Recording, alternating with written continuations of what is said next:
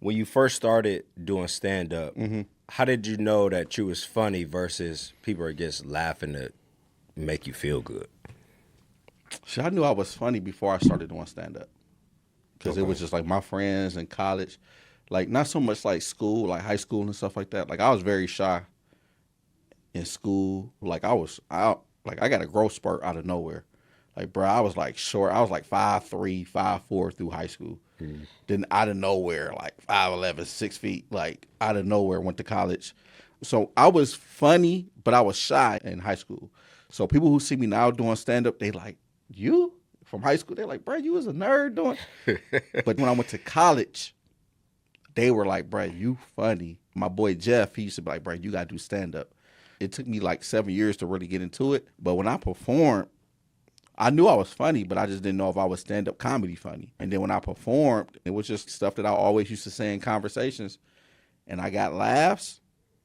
I was like, damn, I got hooked. Then I went back, like the 4th week, I won a competition. But the whole time, even when doing it, you know you funny, but you don't really realize you funny until years later. I knew I was funny, but you don't feel like you belong until years later. I knew I was funny, but I'm like, maybe I'm just funny in Cleveland. Then it was like, maybe I'm just funny in Ohio. And it's like, okay, I did good here. And then once you start traveling and doing shows and touring, then you like, okay, cool. When I went to LA and made them laugh in LA, that's when I really was like, no, I really can do this. Yeah. And I probably was like year 7. I knew I could do it, but when I went to LA, that's when I really felt like maybe I might be different than just the average comedian coming up, you know? Because the dude was just like, bruh. This is my dog now. His name Devvon Terrell. This dude is a viral comedian. So this LA trip really changed my thought process when it came to comedy, right? This is going to be a story of why you should always put your best foot forward no matter the situation. You should never let what's going on affect your attitude or how you deliver, right? And I learned that lesson from seeing a comic named Shaun Jones. I did a show with him, and it would be 5 people in the show. And I was a newer comic coming up when I used to be like, yeah, man, ain't really no crowd. And I would let it get to me, and I have a bad show. And they be like, how'd the show go? I'm like, it was whack, bro. It was 6 people there. I watched Shaun Jones perform every show like it was 10,000 people. And all 6 was laughing the same way they laughed when we had the show with 300 people. And I was just like, it's no excuse, right? That was years ago, right? So fast forward to LA. I learned this lesson.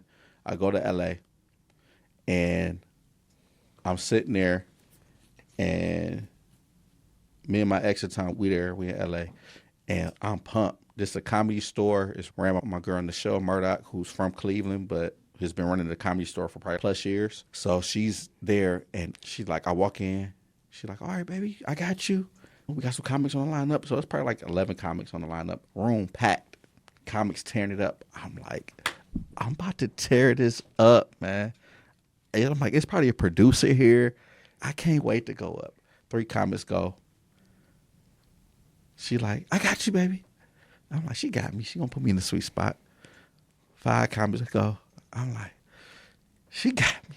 Hour and a half later, 2 hours later, 3 hours later, we on like comic number 8. Maybe 2 hours later, we on comic number 8. Still packed. In walks Deon Cole. He's practicing it. He do an hour. Kill it. Now I'm like, don't put me next. Please don't put me after this. He get done. Another comic go up.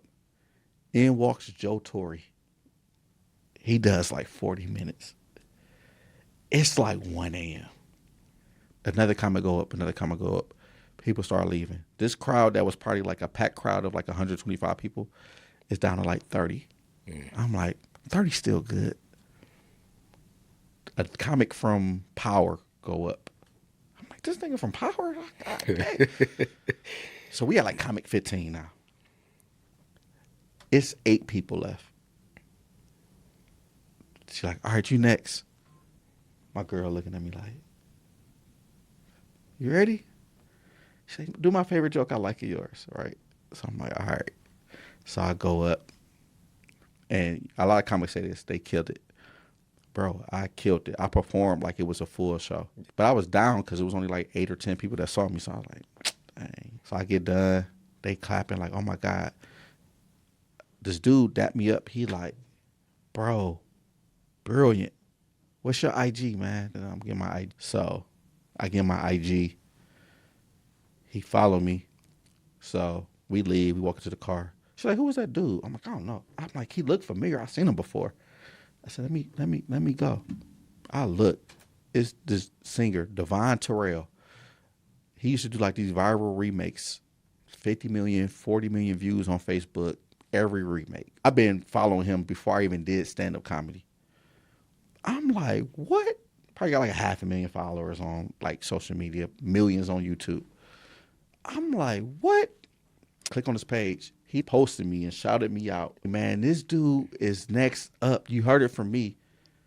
That made the whole trip worth it. But if I would have got up there and had an attitude based off the crowd and all the comics and going last, he would have saw me. He would have left. That would have been it, right? He didn't plug me. Now we friends. He show support.